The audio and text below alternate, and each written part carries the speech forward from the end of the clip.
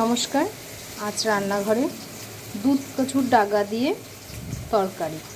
দেখো আমি কিভাবে তরকারিটা করি। এই যে ডাগাকে ভালো করে কেটে ধুয়ে নিয়েছি। এবার এই যে কড়াইতে রাঁধুনি ফোড়ন, শুকনো কাঁচা লঙ্কা, রসুন আর মাছটাকে দিয়ে দিচ্ছি।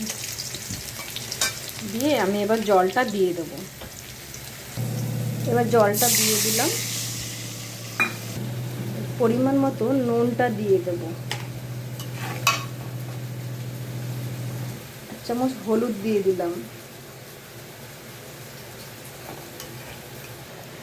ঝোলটা ফুটে উঠলে আমি ডাগাটা দিয়ে দিলাম। এবার নেড়ে চেড়ে নেব ভালো করে।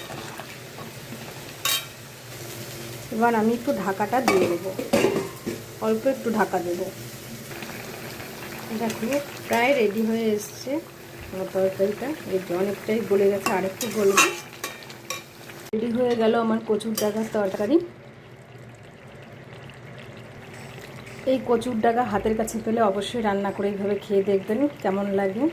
আর আমার চ্যানেলটাকে অবশ্যই সাবস্ক্রাইব করে রাখবেন, তাহলে আমি নতুন নতুন ভিডিও আরও দেখাতে পারবো। Thank you.